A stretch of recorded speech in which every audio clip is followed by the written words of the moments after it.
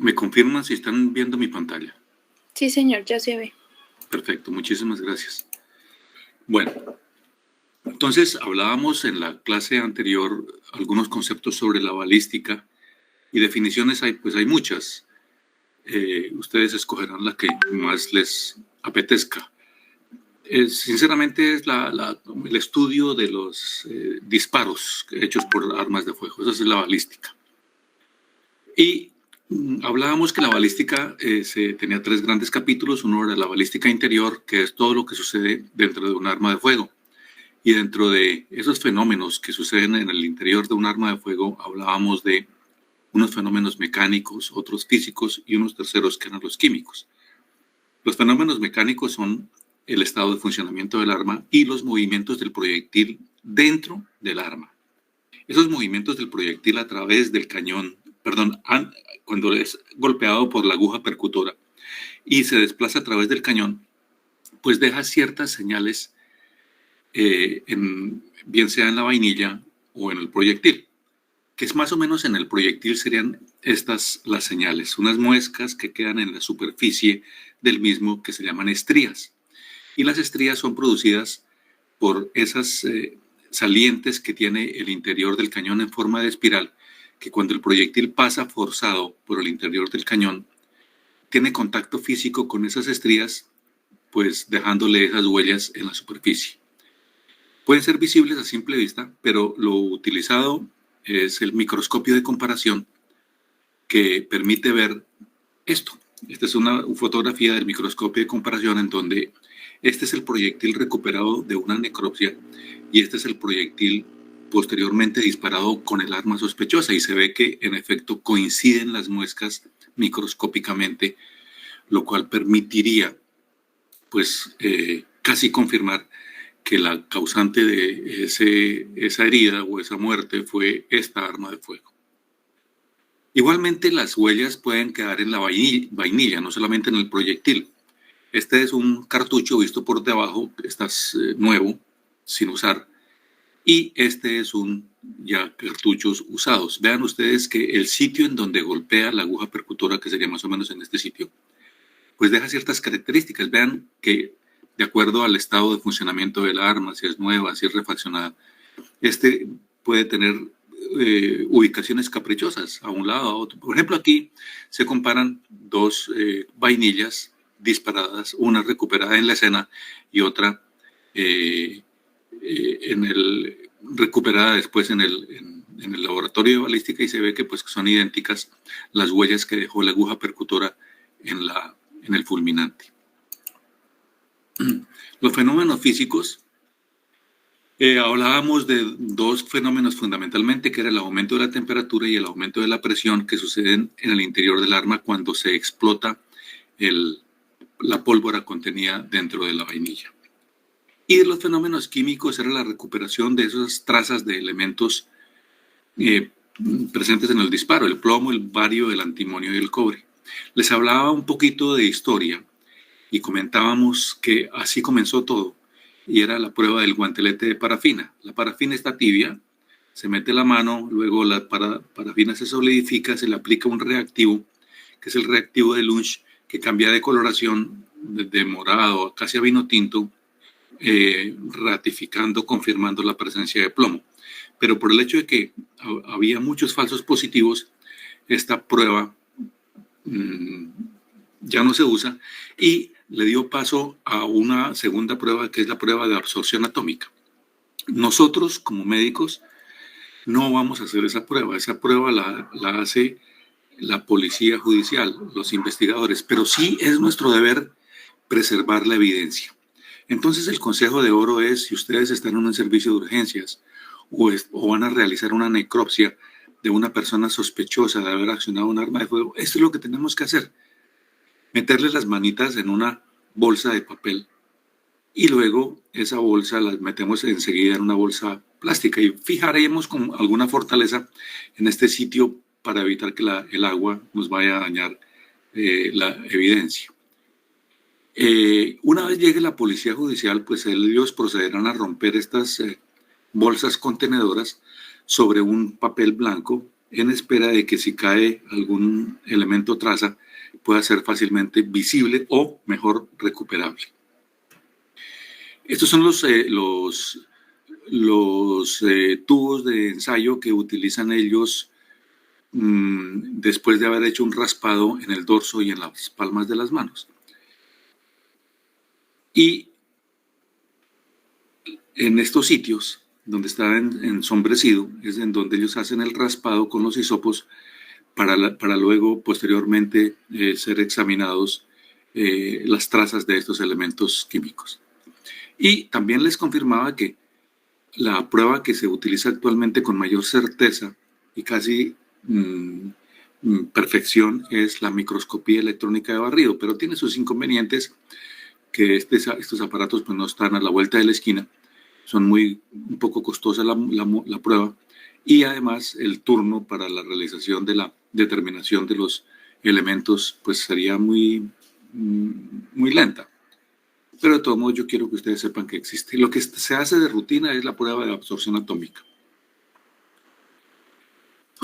El segundo gran capítulo de la balística, que también lo comentábamos en la clase anterior, era la balística exterior, entendida como el estudio del comportamiento del proyectil desde que abandona el arma hasta que impacta en una persona o hasta que el proyectil se detiene. Es decir, estudia el vuelo del proyectil, los movimientos del proyectil en el espacio.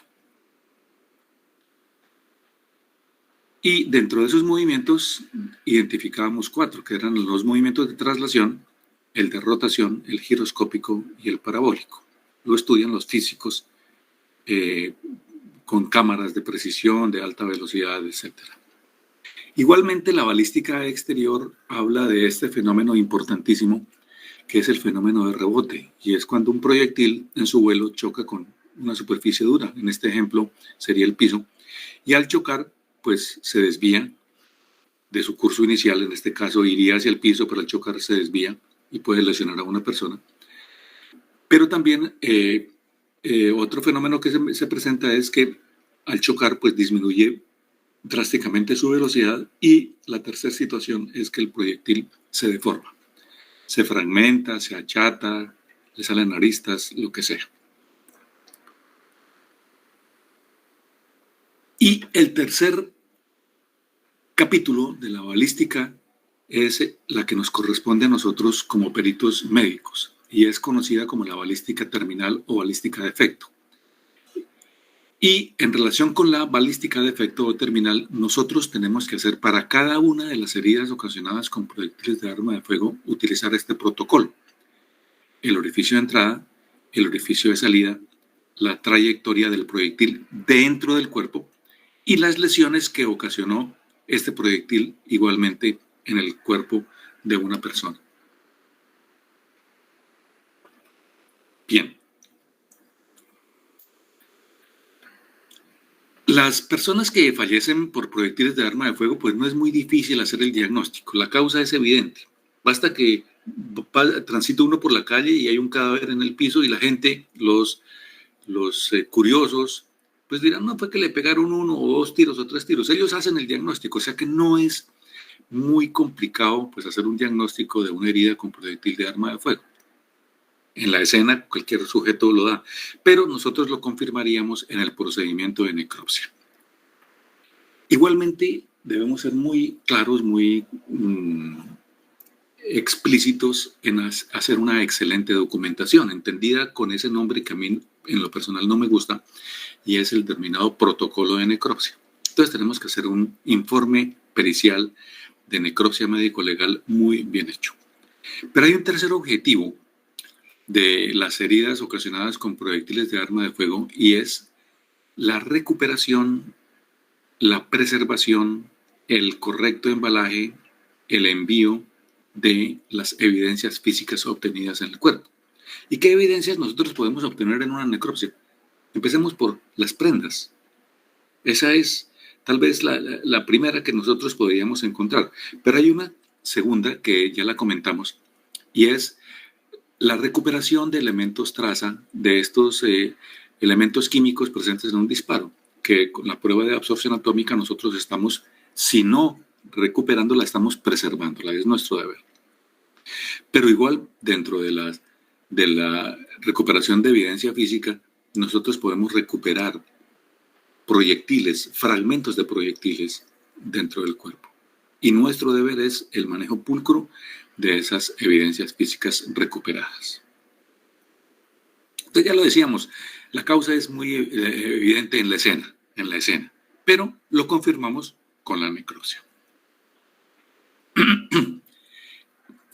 Lo que la autoridad persigue de nosotros es que nosotros le absolvamos algunas dudas útiles en la investigación. Por ejemplo, ¿cuántos disparos? Y nosotros podemos saberlo. Pues el número de orificios de entrada que nosotros encontremos en el cuerpo pues nos orientarán hacia el número de disparos hechos. Segundo, ¿qué trayectoria? Porque para ellos es importante si el agresor estaba adelante, estaba detrás, a un lado, arriba, abajo, etc. Y nosotros le absolvemos esa duda al investigador y es referente a las trayectorias de los proyectiles dentro del cuerpo en los 3 planos anatómicos. Si fue antero-posterior o lo contrario, si fue de derecha-izquierda o lo contrario, si fue superior-inferior o lo contrario. Otra duda que nosotros le ayudaremos a absolver al investigador, es qué tipo de armas se involucraron. Si fueron armas de proyectil único, si fueron armas de múltiples proyectiles, si fueron armas de baja o de alta velocidad. Igualmente, otra duda es el calibre que podía tener este proyectil al impactar. Pero otra duda importantísima y es la distancia del disparo. Si fue a contacto firme, si fue a corta distancia, a distancia intermedia o a larga distancia. Otra duda es lograr diferenciar entre un suicidio o un homicidio, porque hay señales, hay huellas que seguramente ahorita les vamos a comentar. Una última duda es si además de haber muerto con proyectiles de arma de fuego, este sujeto que estamos necropsiando también disparó un arma de fuego. ¿Y cómo lo sabremos? Con la prueba de absorción atómica. Fundamental entonces el examen de las manos. Si la víctima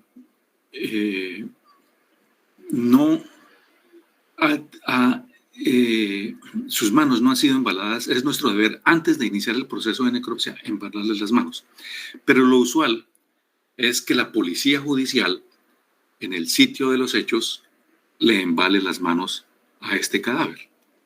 Pero puede suceder otra cosa, que una persona muy mal herida, víctima de proyectiles de arma de fuego, haya sido trasladado con vida a un centro asistencial, a un hospital, a una clínica, y allí nuestros colegas médicos que lo atienden tienen también su deber, su responsabilidad de protegerle estas manos, embalarle las manos. Cuando nosotros recibimos en la morgue al cadáver, pues ¿qué hacemos? Pues documentar, escribir si vienen embaladas y cómo vienen embaladas.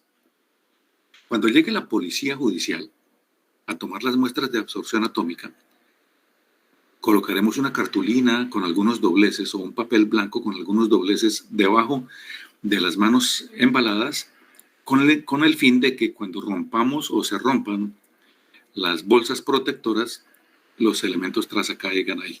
Ellos tomarán muestras del dorso y de las palmas de las manos, como ya lo comentamos. No solamente ellos van tras la pesquisa de elementos de un disparo, sino que también van a buscar otras cositas importantes, fibras o elementos pilosos, manchas de sangre en las manos, tan útiles las manchas de sangre en las manos, sobre todo cuando queremos diferenciar entre homicidio y suicidio. Ya miraremos ahorita respecto a las manchas de sangre. Se va a estudiar, residuos de disparo. Si hay trauma en las manos. ¿Por qué evidenciamos el trauma? Recuerden que un arma de fuego, cuando se dispara, ella ejerce un retroceso hacia atrás.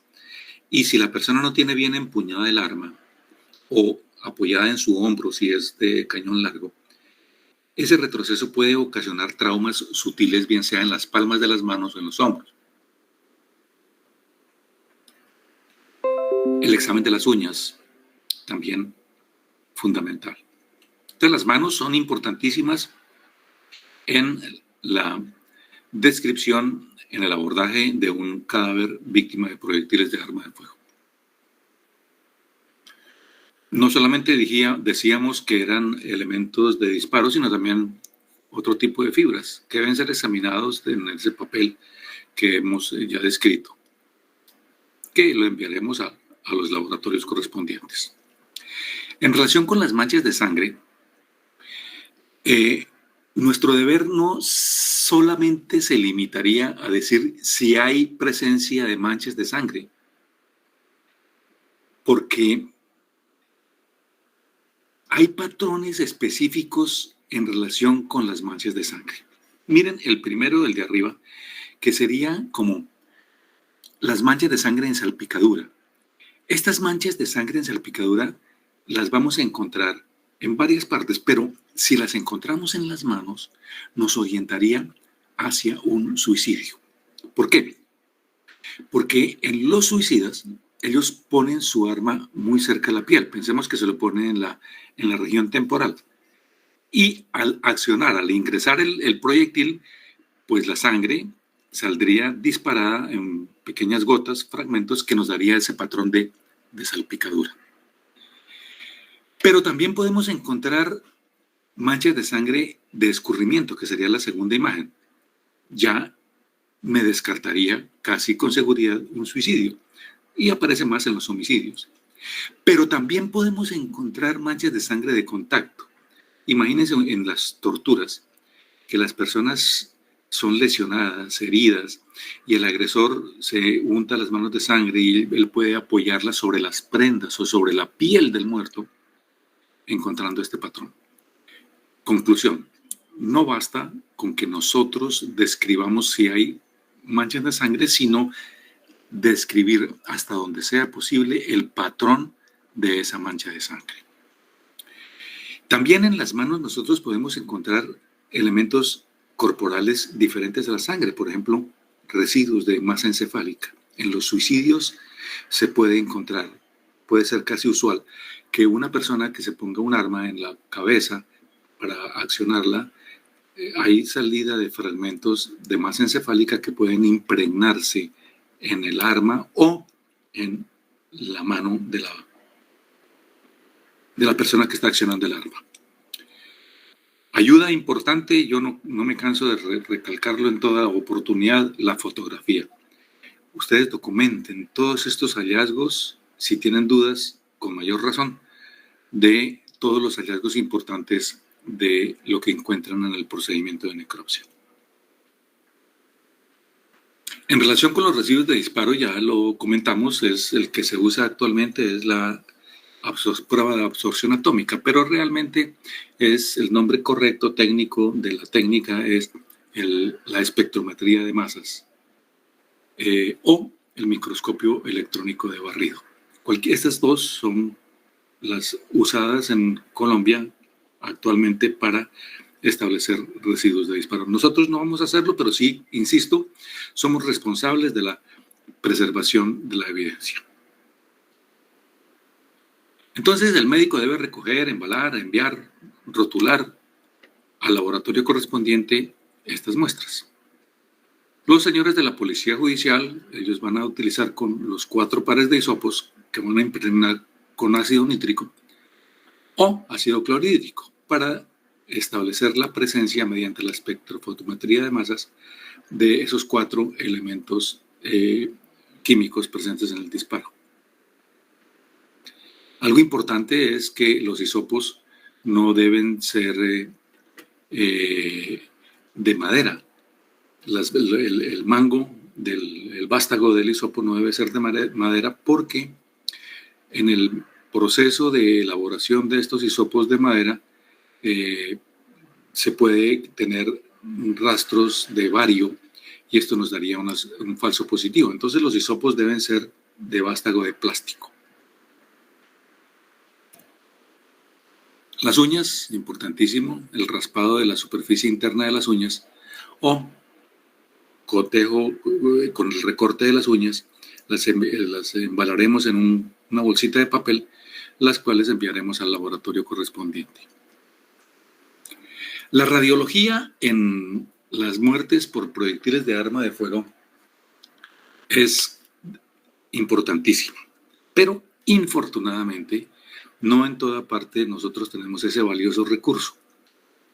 Acá en Tunja, por ejemplo, si nosotros hacemos una necropsia con proyectiles de arma de fuego, pues es rutinario la toma de fotografías. En algunas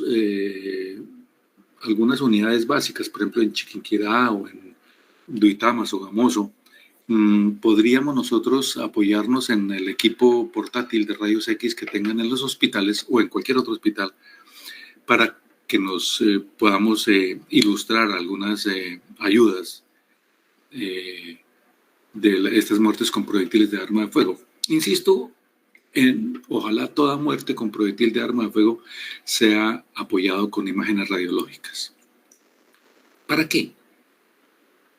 Para establecer si algún proyectil se quedó dentro del cuerpo o para establecer si un proyectil se fragmentó y quedaron restos metálicos dentro del cuerpo. Otra, para poder localizar con exactitud la ubicación del proyectil. Muchas veces hemos hecho necropsias, tenemos el orificio de entrada, no tenemos orificio de salida, entonces tenemos certeza de que el proyectil se quedó adentro. Y buscamos, exploramos tejidos, órganos y no lo encontramos. Entonces aquí fundamental la radiografía para establecer con exactitud en dónde está alojado ese proyectil. Igualmente para establecer el recorrido, porque muchas veces los proyectiles en el cuerpo tienen recorridos caprichosos. Pensemos en un proyectil que choque con un hueso, se desvía y coge para otro lado que uno nunca lo sospecharía. Y la radiografía sí nos orienta hacia eso. En las heridas ocasionadas con armas de fuego de carga múltiple, como las escopetas o los changones, muchos proyectiles o perdigones o postas quedan dentro del cuerpo. Recuperamos algunos, pero generalmente no se recuperan todos. La radiografía me dice exactamente si quedaron algunos y dónde están ubicados. Otra ayuda de la radiografía es establecer el tipo de arma empleada, inclusive el calibre. Otros artefactos o armas, usual por ejemplo en estos elementos que explotan, bombas de fabricación casera que las alimentan con lo que se denomina metralla, que son fragmentos de tornillos, de puntillas, fragmentos metálicos que al alcanzar un cuerpo se comportan como proyectiles individuales. Y la radiografía nos ayuda en el diagnóstico, en la descripción de estos fragmentos metálicos. Sí, igual para establecer fracturas óseas. Esta es una fotografía importante que me ayuda a esas dos cosas. Uno, la lesión, la fractura en espiral del húmero, pero también esos fragmentos metálicos que los radiólogos denominan la tormenta de nieve. Y se trata de un proyectil, en este caso de un proyectil de alta velocidad, que al chocar con el hueso se fragmentó en múltiples pedacitos y ahí está la evidencia. En estos casos, por ejemplo, crean dificultad en el médico, que él no tiene ni idea de que el proyectil se fragmentó, encontramos el orificio de entrada, supongamos que sea aquí en esta parte de la piel, y no encontramos orificio de salida, y él seguramente explorará todo esto en busca de un proyectil y no lo va a encontrar porque el proyectil se fragmentó en múltiples pedacitos, y esa respuesta nos la da la radiografía, como en este otro ejemplo.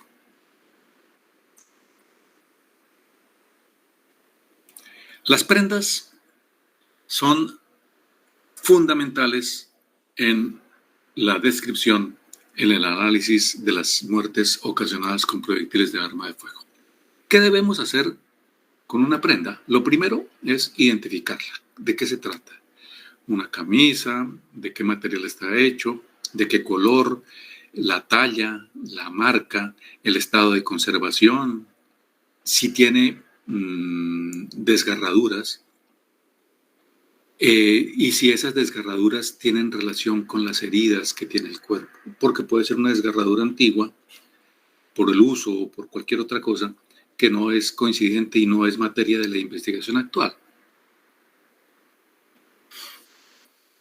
De las prendas nosotros también podemos obtener residuos de disparo, pero para que se pueda realizar ese proceso de análisis de prendas para búsqueda de residuos de disparo, nosotros tenemos que tener un manejo adecuado de la prenda. Recordemos, las prendas nunca deben ser embaladas húmedas.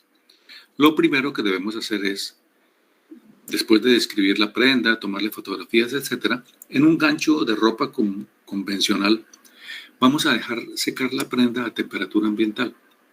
No utilicemos métodos que aceleren ese proceso de secado, como secadores de pelo, o exponerla directamente a los rayos del sol, o utilizar una plancha, o colgarla detrás de la nevera, que son cosas que nosotros hacemos usualmente. Entonces lo que debemos hacer es colgar la prenda en un gancho de ropa, en un cuarto sombreado, pero que sea aireado, de tal manera que la misma brisa permita el secado de la prenda. Luego, cuando la prenda esté seca, vamos a doblarla de tal manera que la misma prenda me proteja, los dobleces de la prenda me protejan el sitio en donde yo sospecho que hay elementos de disparo. Si eso no es posible, entonces hagamos un recorte de papel cualquiera y lo fijamos con alfileres o con otra ayuda, protegiendo ese sector. La prenda ya doblada y protegida y seca, la introducimos dentro de una bolsa de papel, manila, o nosotros mismos fabricamos con papel craft ese contenedor. Y luego ese contenedor de papel lo vamos a meter dentro de una bolsa plástica, la cual sellaremos con cinta de seguridad, la rotularemos para luego ser enviada al laboratorio, en este caso sería el laboratorio de balística. Aquí, por ejemplo, vemos una fotografía en detalle de un desgarro de una prenda de lana. Vemos el desgarro y una mancha oscura alrededor. Nosotros sospechamos que esta mancha puede corresponder a residuos de disparo, pero puede ser de sangre. Entonces la idea es proteger este sector con un trozo de papel, doblar la prenda cuando ya esté seca y enviarla. Otro ejemplo. Vemos aquí una solución de continuidad en el borde del cuello de la camisa. Hay manchas de sangre seca y vemos una región oscura alrededor de la desgarradura que tiene la prenda, que puede corresponder casi con certeza a residuos de disparo. Es una fotografía en detalle que debe tener la identificación y el testigo métrico. Otra fotografía, lo mismo, un vigilante que recibe una herida con proyectil de arma de fuego en la región anterior izquierda del tórax y en la prenda se observa una solución de continuidad con un área oscura periorificiaria que aquí la fotografía en detalle me lo va a demostrar.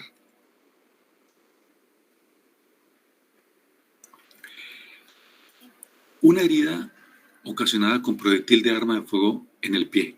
Entonces vemos acá el orificio de entrada en la bota con desgarraduras, las lesiones en el pie que ahorita las vemos, y como la persona estaba apoyada sobre el piso, el proyectil al salir chocó contra el piso y se quedó alojada en la suela de la bota. Eso es lo que tenemos que hacer, tomarle fotografías a todo, documentarlo muy bien. Establecer la coincidencia, que este es el mismo caso, la coincidencia con la herida en el dorso del pie que corresponde al orificio de entrada y la salida, recordemos en dónde se quedó alojada. Y fuimos mucho más allá y se toma la radiografía y la radiografía evidencia en efecto la fractura de este hueso. Bien. Cuando un arma de fuego ingresa al cuerpo, pues me va a ocasionar, lo primero, al tener contacto con la piel y vencer la elasticidad de la piel, la va a romper. Es decir, me va a ocasionar una herida que ya la denominamos en la clase pasada como el orificio de entrada. Una vez el proyectil me rompe la piel, ingresa al cuerpo. Y al ingresar al cuerpo, va a hacer dos cositas. Primero va a labrar, aquí a la izquierda estamos viendo el proyectil cuando tocan la piel y la rompe. Luego, a través del cuerpo, el proyectil se desplaza labrándome un túnel hasta que sale o hasta que se detiene. Este túnel que labra el proyectil se denomina la cavidad permanente. La amplitud de este túnel, de esta cavidad permanente, va de la mano del calibre del proyectil. Es obvio. Si es un proyectil muy pequeñito, pues el túnel será un túnelcito. Mientras que si el proyectil es grueso, pues el túnel será más grueso. Está presente en todas las heridas con proyectil de arma de fuego, la cavidad permanente. Y va de la mano a la masa del proyectil. Cuando el proyectil se va desplazando por los tejidos blandos del cuerpo, me va a ocasionar presión hacia todo nivel, por supuesto hacia adelante, pero también hacia los lados, haciendo que los tejidos vecinos se distensionen mientras el proyectil pasa. Entonces el proyectil va pasando, abriéndose su túnel, pero a la vez va haciendo presión para los lados, haciendo que los tejidos de los lados se me separen un poquito. Cuando el proyectil pasa, esos tejidos que se dieron vuelven a su posición inicial. Pero, ojo, el daño ya está hecho. Esa segunda cavidad, que es virtual, que yo no la puedo ver, se denomina la cavidad temporal. Esta cavidad temporal ya no es directamente proporcional a la masa del proyectil, sino que es relacionada con la velocidad del mismo. Entonces, a más velocidad, más cavidad temporal. Mientras que la cavidad permanente, a más calibre, más cavidad permanente. En esta diapositiva, en este dibujo, se está haciendo la comparación de dos proyectiles. Aquí es un proyectil grande, relativamente lento, pesado, que es un calibre 45 milímetros hecho por una pistola. El proyectil es pequeñito, es grueso, y me labra la cavidad permanente. Aquí a la derecha se está haciendo también un dibujo ya no de un proyectil lento, entre comillas, sino es un proyectil de altísima velocidad. Un proyectil disparado por un fusil de combate. Este también ingresa, se desplaza haciéndome una cavidad permanente, pero como tiene muchísima velocidad, cuando el proyectil va desplazándome ocasiona mucha presión hacia los lados, distensionándome los tejidos, haciéndome un gran daño. No sé si ustedes han visto heridas ocasionadas con proyectiles de alta velocidad y lo que más llama la atención justamente es el dramatismo de la cantidad y calidad del destrozo que ocasionan estos proyectiles. Imaginemos un brazo, el brazo de una persona, que ingresa aquí, pero el brazo no es tan grueso, sino que termina el brazo aquí. O sea, el orificio de salida de un proyectil de alta velocidad es muy dramático, porque el daño ocasionado por esta cavidad temporal es muy alto. No sé si me lo entendieron. Sí, señor doctor. Sí, señor. Perfecto.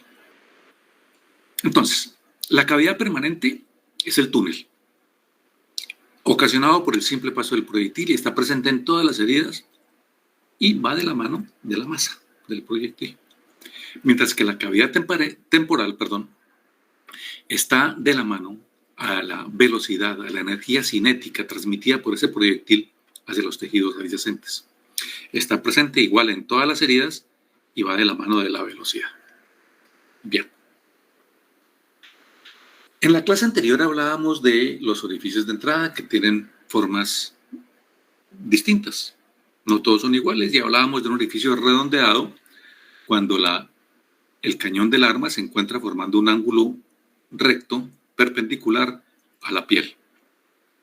Mientras que el orificio de entrada ovalado es cuando el cañón del arma se encuentra formando un ángulo diferente. Pues en este caso puede ser agudo si lo miro en la parte de abajo u obtuso si lo miro hacia la parte de arriba.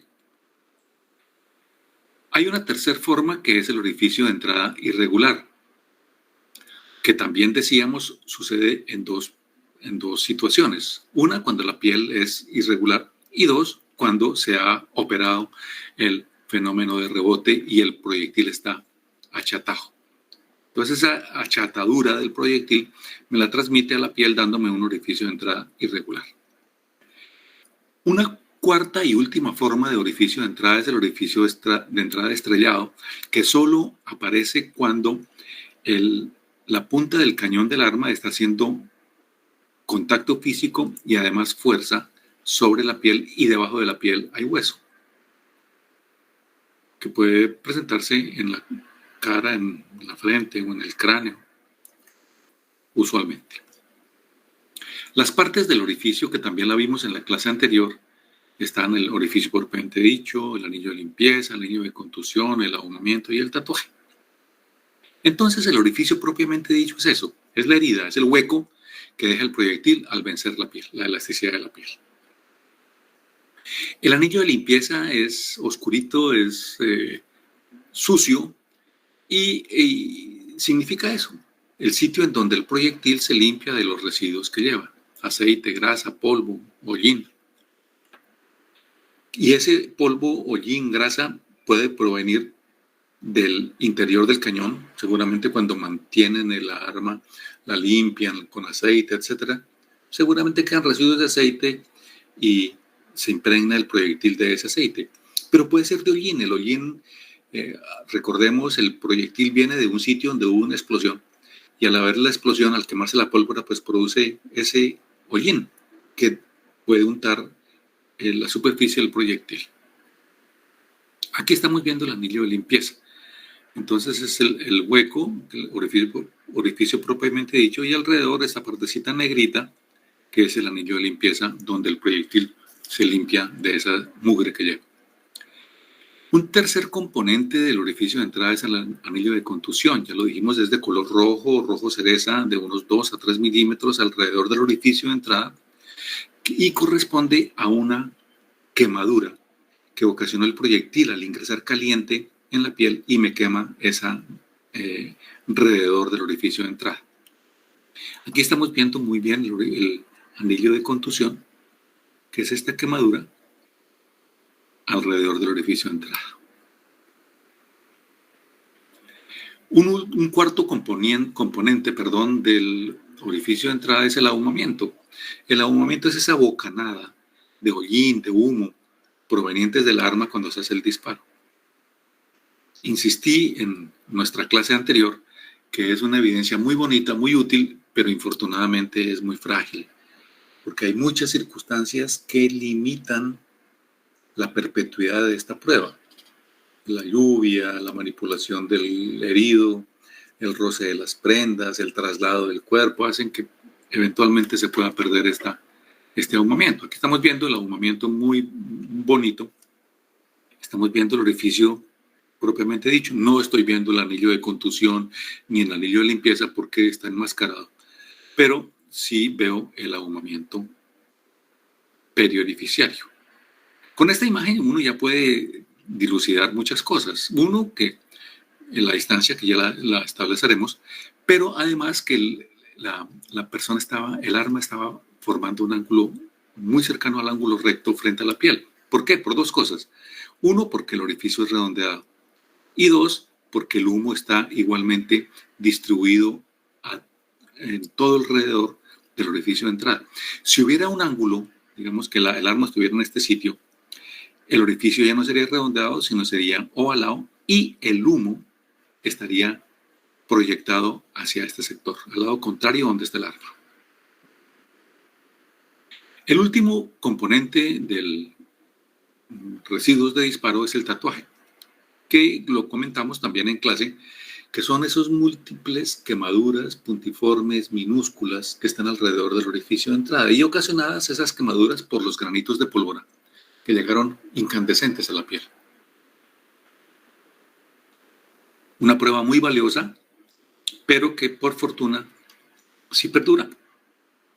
Comentábamos también que es una reacción típicamente vital, solamente aparece en personas vivas, que después se mueren es otra cosa. Y que no aparece en aquellas áreas de la piel que son muy poco vascularizadas, que son las plantas de las manos, las plantas de los pies y las palmas de las manos. Este es el tatuaje. Entonces observamos el orificio de entrada y alrededor todos estos granitos de pólvora que me ocasionaron estas quemaduras. ¿Qué debemos hacer nosotros? Es un consejo que yo les doy. Midan la distancia de dispersión del tatuaje, que esto también me ayuda a establecer distancia del disparo. A más distancia, pues más dispersión. Vemos el tatuaje también en una herida en la frente y vemos el tatuaje con esta disposición hacia abajo. Miren que desde la parte de arriba casi no hay tatuaje, pero está hasta abajo. Entonces eso me indica que el arma tuvo una angulación en relación con la piel. Todo lo anterior nos permite clasificar en esto que comentábamos también en nuestra clase pasada, y es la clasificación de las heridas con proyectiles de arma de fuego, que es contacto firme, contacto laxo, corta distancia, distancia intermedia y distancia mayor de 1.50. En relación con el contacto firme es cuando el arma está haciendo contacto físico y además está haciendo presión. Los residuos de disparo están siempre por dentro. Por dentro. En la piel yo no voy a encontrar ningún residuo de disparo, sino que voy a encontrarlos por dentro. Seguramente si hay hueso debajo de la piel, me va a dar una herida característica que es la herida estrellada. Esta es la herida estrellada que me indica que la herida fue hecha a contacto firme. Entonces, la punta del cañón del arma está haciendo fuerza sobre la piel y aparece el disparo. Los gases se acumulan en instantes entre la piel y el hueso y luego son expulsados al exterior desgarrándome la piel con esta forma característica de estrella. Vean aquí igualmente en la frente vemos una herida estrellada, vemos la fractura redondeada en el hueso, en tabla externa, y vemos igualmente fracturas satélites. Indican contacto firme. No sé, este es el mismo caso, entonces no sé si ustedes vean aquí como un área oscurita alrededor de la fractura, que eso indica la presencia de residuos de disparo dentro del cuerpo. Es el signo de Benassi. Como los gases, el hollín, el monóxido de carbono, ingresa al interior, entonces los músculos que se encuentran alrededor, debajo de la piel impactada, van a tenerme ese color característico enrojecido que orienta hacia la presencia de la carboximoglobina, que me da ese color intensamente rojo de la piel, de los músculos alrededor del orificio de entrada, en contacto firme. El signo de Benassi. Entonces vean, es el ahumamiento de la tabla externa del cráneo que me indica que la herida fue hecha a contacto firme. Omití involuntariamente comentarles en la clase anterior de otro signo que es bien valioso, sobre todo para establecer trayectorias de disparo, que es el signo de craterización. Este dibujo me ayuda en la explicación del signo de craterización. Pensemos aquí que esta parte de la izquierda del dibujo es la tabla externa del cráneo. Estoy viendo la tabla externa del cráneo y veo una fractura redondeada.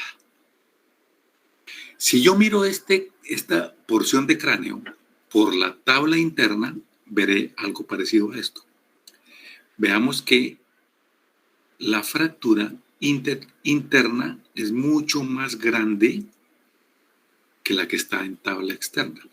Más o menos aquí me lo ilustra. Tenemos tabla externa, un hueco relativamente pequeño, y en el interior la fractura es mucho más grande, asemejándome como la forma de un cráter. Este signo es muy valioso porque indica la trayectoria de disparo, sobre todo para establecer si se trata de un homicidio o de un suicidio, entre otras cosas. El proyectil siempre va de pequeño a grande. Veamos. Esta ya es una imagen de la vida real. Vemos en tabla externa una fractura redondeada. Estas son fracturas satélites.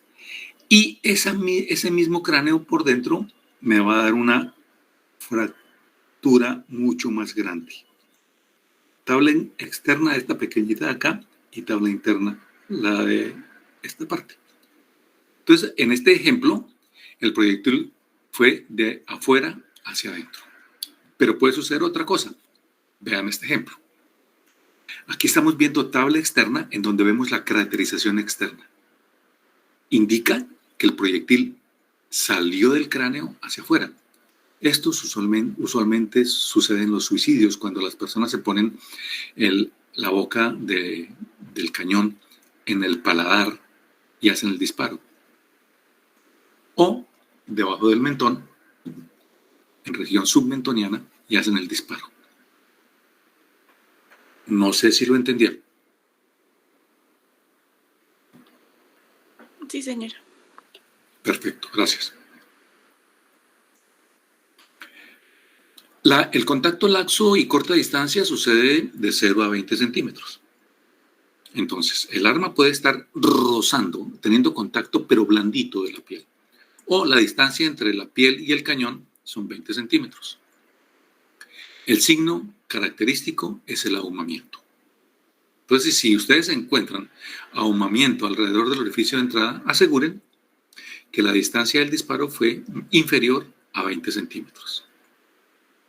La distancia intermedia, que va de 20 a 150 centímetros, me da un signo característico que es el tatuaje. Entonces, si hay tatuaje, digo, la distancia fue superior a 20 centímetros, pero inferior a 150. Y cuando la distancia supera el 1,50 m, ya no voy a encontrar ningún residuo de disparo, porque el humo no llega y los fragmenticos de pólvora, los granitos de pólvora ya llegan fríos y no tienen esa capacidad de quemar. Solamente encontraré el orificio propiamente dicho y eventualmente el anillo de contusión. Bien. Hay unos epónimos que ustedes también pueden o deben mejor conocer, y es el signo de Benassi, que ya lo comentamos, es el ahumamiento de la tabla externa. Igualmente hablamos del signo de Puppeuer-Gardner. El signo de Puppeuer-Gardner es el dibujo de la punta del cañón, incluida el alza de mira cuando se hace un disparo, que seguramente ya lo voy a ilustrar con una fotografía. El signo de boca de mina, que ya también lo conocimos, es el orificio de entrada estrellado. Se llama así, signo de boca de mina o signo de Hoffman. Yo prefiero llamarlo orificio de entrada estrellado. No soy muy amigo de los epónimos. Un último que también pueden encontrarlo ustedes es el signo de craterización, que ya lo vimos, pero pueden llamarlo también el signo de Bonnet. Entonces, si ustedes quieren descrestar, digan, encontré en la necropsia el signo de Bonnet, pero tendrán que explicarlo. Este es el signo de Puppeuer-Gardner. Vean qué hermoso signo. Está el orificio de entrada, pero a su vez está la huella, la marca de el alza o punto de mira del cañón. En este caso, pues se tuvo la feliz coincidencia de tener el arma sospechosa, la cual se compara con el hallazgo en la necropsia, pues nos comprueba que sí, en efecto, esta fue el arma homicida. Aquí también estamos viendo el signo de Pupeauer-Garnet. Vean ustedes, está redondeado lo del cañón y aquí está el alza o punto de mira.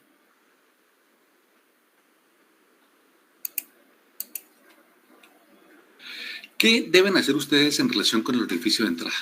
Primero, describirlo. Redondeado, ovalado, irregular, estrellado. Segundo, medirlo. ¿Cuánto mide de tanto por tanto? Establecer si hay anillo de contusión, anillo de limpieza, tatuaje, ahumamiento y en qué características y en qué dimensiones está. Un siguiente punto en relación con la descripción del orificio de entrada es decir en dónde está ubicada esa herida, dando el nombre técnico de la región. Quinto espacio intercostal izquierdo con línea medio clavicular. Así. El lector tiene que saber en dónde se encuentra. Entonces evitemos el uso de expresiones coloquiales o populares, sino que utilizaremos el lenguaje técnico para describir la región anatómica involucrada. Luego, estableceremos la distancia hacia los puntos de referencia. Recordemos, los puntos de referencia son el vértex, el talón, la línea media y el acromion. Si las heridas se encuentran en cabeza, cuello o tronco, las medidas a los puntos de referencia serán al vértex y a la línea media. Mientras que si las heridas se encuentran en miembros superiores, la única referencia será el acromion. Y si las heridas se encuentran en miembros inferiores, la única referencia será el talón. Si sospechamos que la herida fue ocasionada con un arma de fuego de cañón largo, por ejemplo una escopeta, que es frecuente que las personas logren suicidarse con escopetas, debemos medir la distancia entre el acromion y el dedo medio. ¿Para qué es útil esa distancia? Para establecer si la longitud del brazo de la persona fue lo suficientemente largo, extenso, para alcanzar el gatillo del arma y él mismo se hubiera podido ocasionar esa herida. Entonces, ayudémonos con esa distancia entre el acromion y el dedo medio.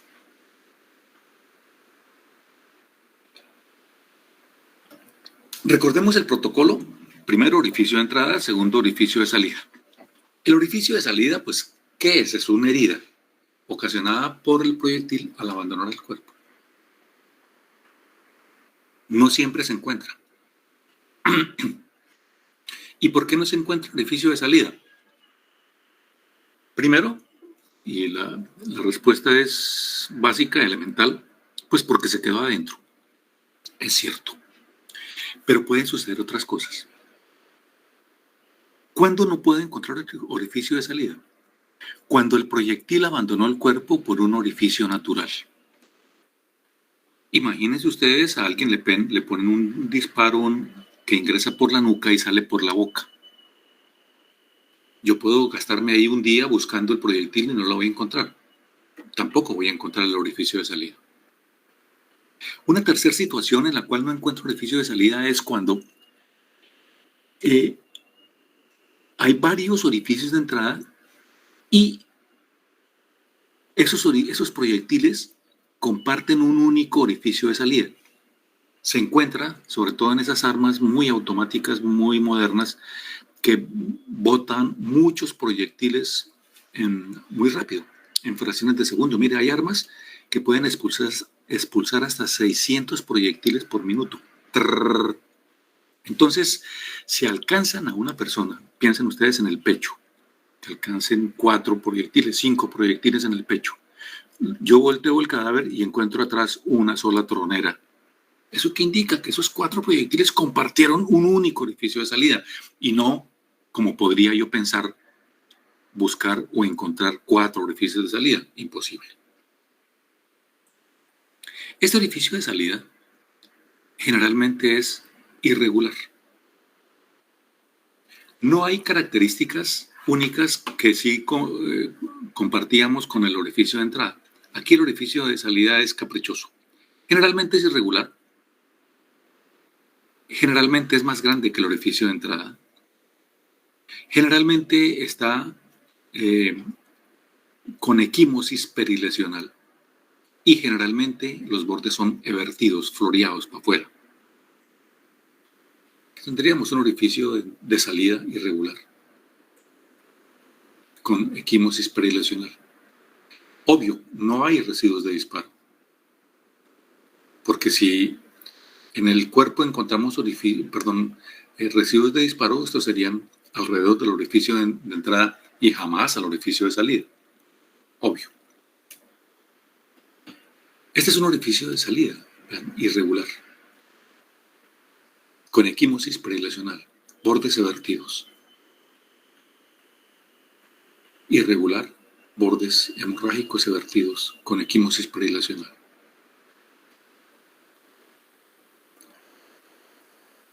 Aquí vemos en la región temporal cubierta de cabello el orificio de entrada y este es el orificio de salida, más grande que el orificio de entrada, irregular.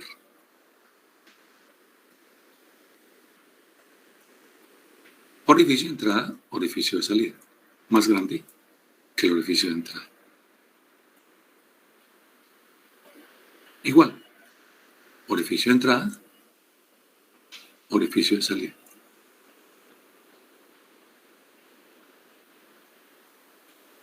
Orificio de entrada, orificio de salida. Entrada, salida, más grande. Ese es el patrón, aunque no siempre se respeta, pero eso es lo que normalmente se encuentra. Entrada, salida.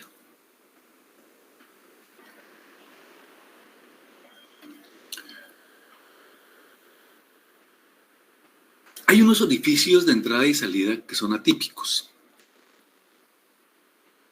Uno de ellos es el hallazgo de un orificio de salida con anillo de contusión.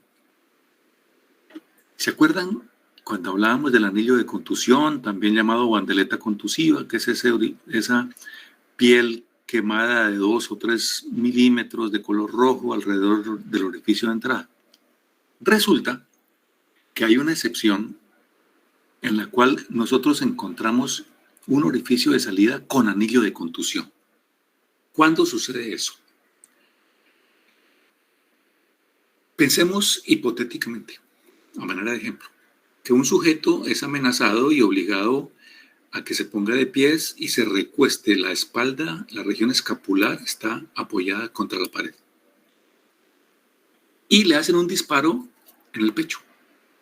El proyectil ingresa en región anterior del tórax, atraviesa el tórax y abandona el cuerpo justo en el sitio en donde el señor está apoyado contra la pared, en la región escapular.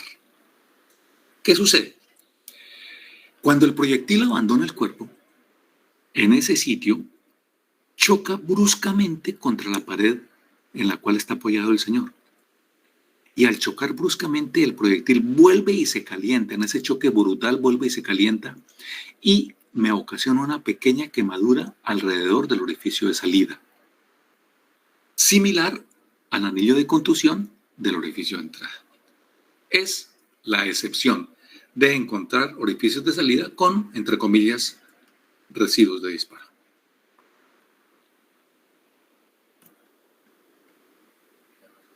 Orificios de salida absolutamente atípicos.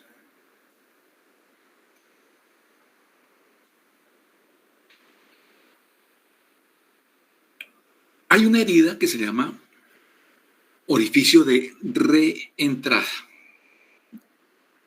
Miremos un ejemplo.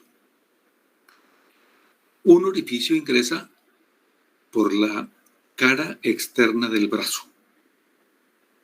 Atraviesa toda la masa del brazo. Sale por la cara interna y ese proyectil todavía tiene fuerzas de ingresar al tórax. Entonces me ocasionó un orificio de entrada en cara externa, orificio de salida, cara interna, y en el tórax me ocasiona orificio de reentrada. Este orificio de reentrada es más parecido al orificio de salida que tiene cercano que a un verdadero orificio de entrada. Miraremos ahorita una imagen. Otra herida atípica es la que se denomina orificio encedal. El orificio encedal, más que un ingreso propiamente dicho, es un rozamiento del proyectil sobre la piel. Pensemos a manera de ejemplo, en el hombro. Un proyectil viene volando y roza la piel redondeada, la superficie redondeada del hombro. Y al rozarlo me ocasiona como un rayón. Ese se llama orificio encedal. Vean, aquí tenemos en esta parte cara externa orificio de entrada, orificiote de salida, ocasionado por un proyectil de alta velocidad. Ocasionado, ¿por qué tan grande? Ya ustedes saben la explicación. Por la cavidad temporal. Entonces, orificio de entrada, orificiote de salida y orificiote de reentrada. ¿Sí?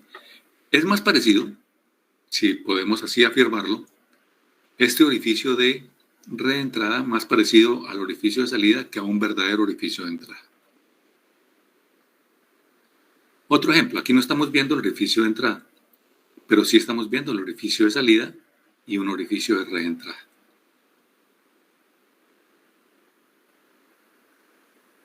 No estamos viendo el orificio de entrada en esta parte, orificio de salida y orificio de reentrada.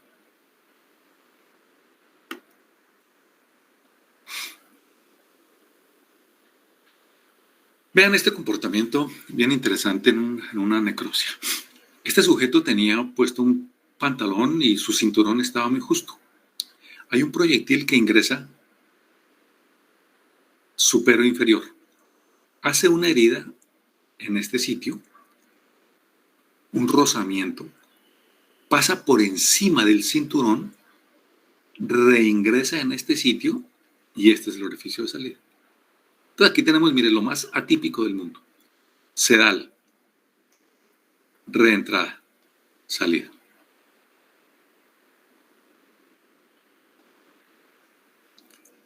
A veces no encontramos orificio de salida, ya ustedes entendieron por qué no lo encontramos. La más usual es que el proyectil se queda adentro y aquí vemos, por ejemplo, el proyectil impactado en región posterior del cuello. Aquí, con la ayuda de la radiología, encontramos el proyectil después de que atravesó el tórax, lo encontramos aquí en la región en la articulación del hombro. ¿Qué haremos entonces nosotros en relación con el orificio de salida? Igual, medirlo, tanto por tanto, describir la forma irregular, bordes floreados, vertidos, equimosis prelesional, sin residuos de disparo. Luego, ubicarlo en la región anatómica exacta. Luego, medir la distancia entre la herida y los puntos de referencia. Si no hay orificio de salida, entonces en el procedimiento de necropsia ustedes van a encontrarlo. Ingresan y lo ubican. Antes de empezar a pellizcarlo, a sacarlo, midan la distancia del sitio en donde quedó a los puntos de referencia. Luego, traten de sacarlo sin hacerle modificaciones con elementos metálicos y envíenlo al laboratorio correspondiente. Uso de la fotografía siempre con testigo métrico, que se embalará y se rotulará. Bien, el tercer punto de nuestro protocolo corresponde a las lesiones. Y yo aquí no me voy a demorar mucho. ¿En qué consiste esta descripción de lesiones en hacer un listado de todas y cada una de las lesiones que ocasionó el proyectil en su paso por el cuerpo. Utilicemos el ejemplo que hablamos ahorita. Ingresa en región anterior del tórax y sale en región subescapular izquierda. ¿Cómo sería entonces la descripción? Primero, herida de piel. Segundo, laceración e infiltrado hemorrágico del músculo pectoral mayor derecho. Fractura del quinto arco costal anterior derecho. Herida transfixiante del lóbulo inferior del pulmón derecho. Hemotórax derecho en cantidad aproximada de 1000 centímetros cúbicos. Fractura del séptimo arco costal posterior derecho. Infiltrado hemorrágico y laceración del músculo dorsal mayor derecho. Herida de piel.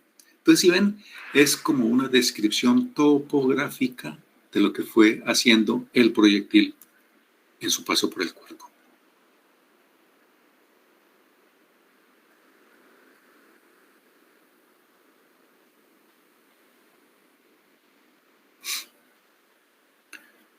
Y el último punto es la descripción de las lesiones. Ustedes van a decir, discúlpenme el lapsus. Ustedes van describiendo en las lesiones, no así como yo lo hice tan rápido, sino que van describiendo la calidad, la cantidad, las dimensiones del compromiso de los órganos en el cuerpo. Y el último punto, ahora sí, es la trayectoria.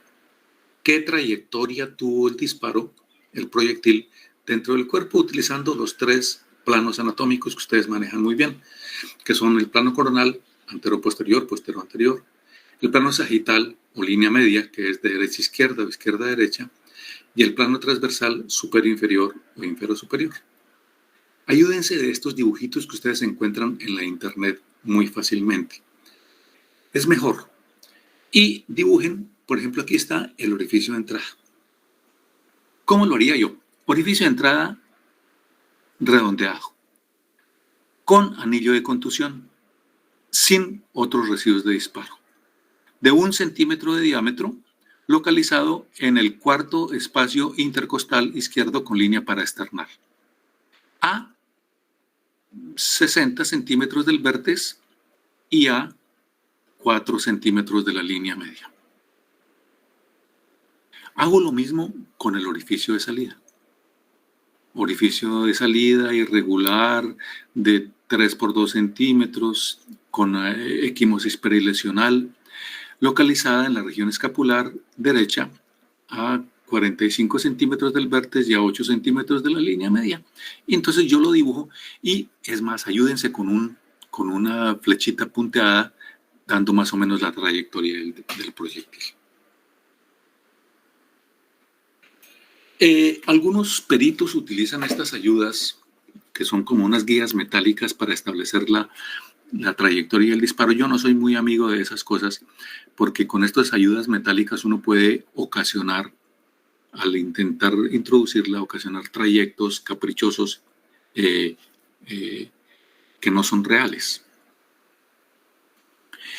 Las heridas con proyectiles de carga de arma de fuego de carga múltiple, como las escopetas o los changones, son relativamente frecuentes en nuestro medio, toda vez que en Colombia no se requiere permiso para portar escopetas. Hay muchos campesinitos nuestros que utilizan escopetas por diversos propósitos. El problema de estas escopetas y changones es que tienen un altísimo poder destructivo. Cuando dibujaba yo en el tablero hace 8 días, les mostraba un cartucho que tiene algunos componentes. La vainilla con su carga iniciadora y carga propulsora, y había un elemento plástico que se llamaba el pistón de potencia. El pistón de potencia tiene un único propósito, y es que cuando los perdigones o postas salen del arma, si no tuvieran pistón de potencia, ellos se dispersarían desde la punta del cañón. Mientras que el pistón de potencia lo que hace es mantener agrupaditos, amarraditos los perdigones o los postas durante un tiempo de su vuelo. Si ustedes en el procedimiento de necropsia recuperan del interior del cuerpo el pistón de potencia, aseguren que la distancia de disparo fue menor de 2 metros. Ya a más de 2 metros, el pistón de potencia, por ser plástico, él no tiene el poder de ingresar al cuerpo. Y los perdigones ya empiezan a dispersarse. Y muchas veces encontramos no un único orificio, sino múltiples orificios ocasionados por los perdigones o postas. Estas heridas con proyectiles de carga múltiple rara vez tienen salida. Establecer entonces, importante, el diámetro de dispersión de los perdigones. Aquí vemos, por ejemplo, vimos un orificio de entrada y alrededor algunas heridas satélites grandes. Esta herida fue hecha con postas, mientras que aquí ya hay dispersión de los perdigones y cada perdigón me ocasiona un orificio de entrada independiente. Perdigones. De hecho, ahí vemos brillar algunos perdigones que no lograron ingresar, sino se quedaron en la piel.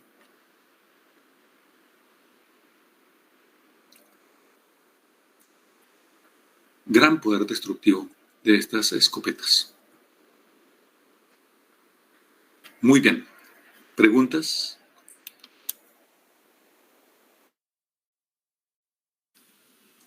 No, señor doctor.